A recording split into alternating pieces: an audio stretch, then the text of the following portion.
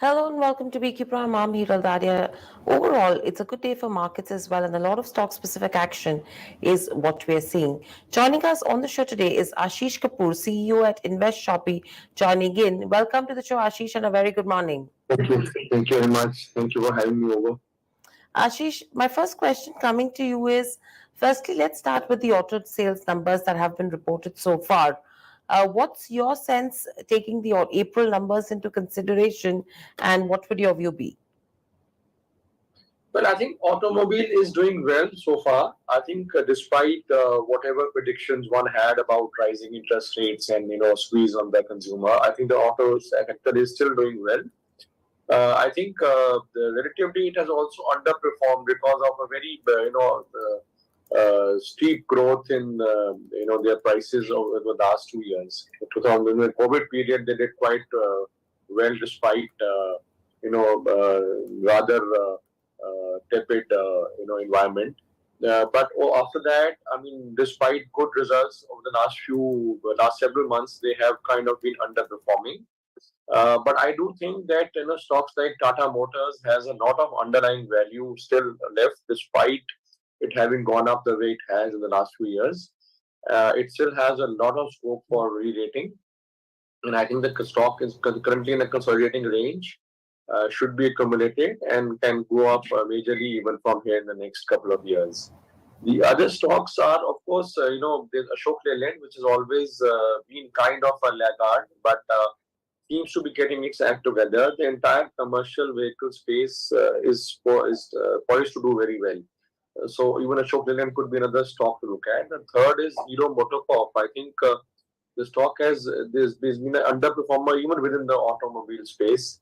Has been lying low for several years now, but seems to be kind of coming out of its kind of hibernation, so to say. So this could be a third stock to look at. I think whenever we see growth coming back in the two-wheeler space, which somehow has been missing for the for the past many quarters now. But I think the moment that spark comes back, Hero MotoCorp is the kind of unseen stock, which is kind of out of focus right now, which could surprise us on the upside. So these three stocks, Tata Motors, Ashok Leyland, and Hero MotoCorp are our picks. And overall, we remain bullish on the auto space. I think the sector has a lot of scope for future profits going forward. Right. So that's with regards to where the auto names go in today's day of trade. And overall, as well, from here on, EV is another push that everyone is watching out for. Moving from the auto majors, a lot of banking names, Ashish, have reported numbers. Let's start with an RBL bank. If you look at an RBL bank in trade today, the net profit is up around 37%. There has been a sharp rise in the non-interest income and lower provisions as well, and that's something which has helped the profitability grow for an RBL bank. What would you advise an investor to do with an RBL bank? Well, I think RBL Bank continues to turn around and improve its performance. You are right; the results were pretty good. Only concern could be the net interest margins, which have kind of slipped. But otherwise, the growth has been very good across many fronts. So I think RBL Bank will continue to deliver growth going forward. It's a good stock. One can add on declines. I think there's still a lot of scope left for banking in India. Penetration is still a lot of penetration is still left. So going forward, we can expect these mid-sized banks to kind of continue doing well and deliver good growth for shareholders. Right. So that's with regards to IDFC bank. Sorry, that's with regards to RBL Bank. Moving on, in terms of other names, if you talk about IDFC First as well, how are you looking at an IDFC First post earnings? Well, IDFC First has delivered super results. I mean, the growth has finally come back. I mean, it is for several quarters. I think a lot of there was a lot of debate on when and how will IDFC Bank actually turn around and start performing, because for several years now it has been a kind of a potential candidate for a great capital appreciation, but it has so far not been able to deliver very good results. This quarter results were a kind of a, I think, a landmark results because they have finally turned around and delivered fantastic numbers. The bank seems to have kind of left its legacy issues behind and is poised to grow very well. I think in retail also is getting accepted very well as a bank now. The branches are increasing. The all-round growth is very visible, I think, across different segments. And I think as a shareholder, if you could hold this particular stock for a few years, I think this is the potential to be a multi-bagger, according to me. So this is going to be a very good stock to accumulate for long-term investors. Right. Moving on to another one, which is Axis Bank, which reported earnings last week. And if you see in terms of the stock price today, we are seeing some smart moves that are coming in. Overall, if you see in terms of FY23 as well, you have FPIs which have gone ahead and increased stake in an Axis Bank. Do you think good levels to start in looking at an Axis Bank? Yeah, certainly. I think Axis Bank also, like I said, I mean, I think it's also one of the banks where there was a lot of issue a few years back, but under the new management, they have turned around, and one of the great stories getting unfolded going forward. I think again, if you are a patient investor, Axis also has a huge re-rating scope possible going forward.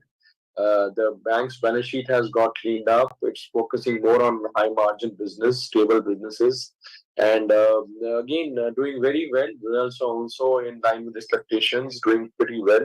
And I don't see any reason for this to change. I think as penetration of banking increases, all these well-managed banks will deliver much better growth than the average market growth. So these are the places where money can still be made in the Indian markets.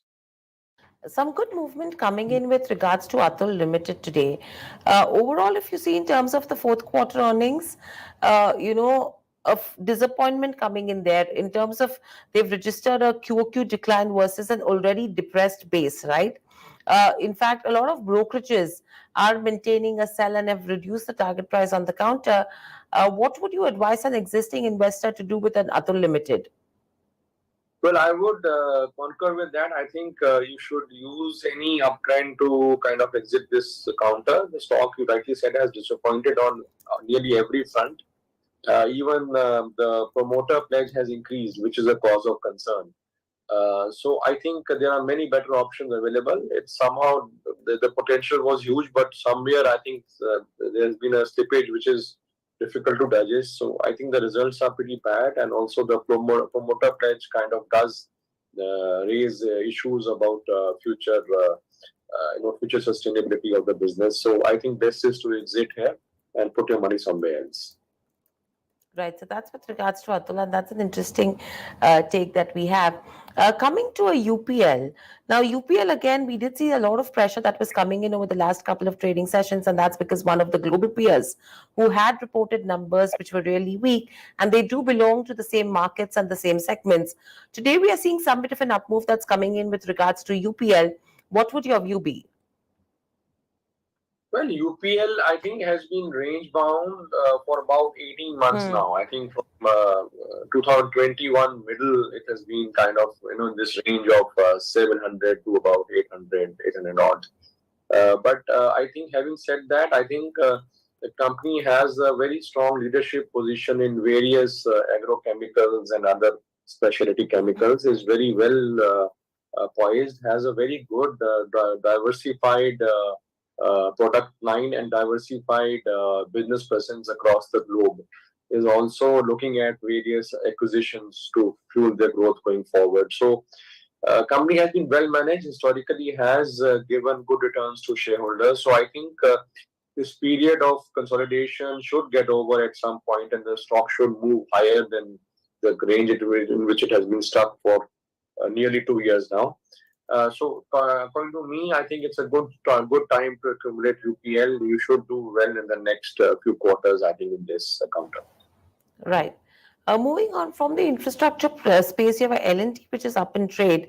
Overall, if you see from an L&T perspective, significant orders that have come in, taking the infrastructure pipeline and the spends that the government is looking at, What would you advise an investor to do with an L&T?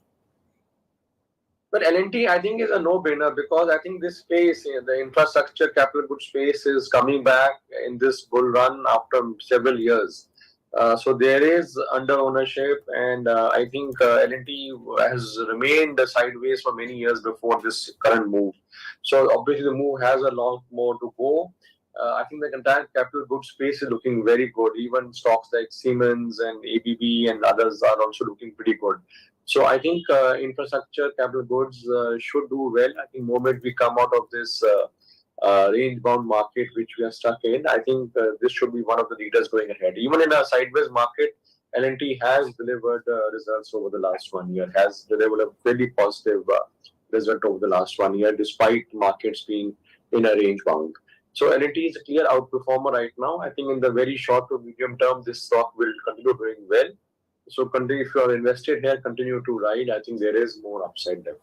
Right. And Ashish, one last stock that I want to talk to you about is a Welspun India.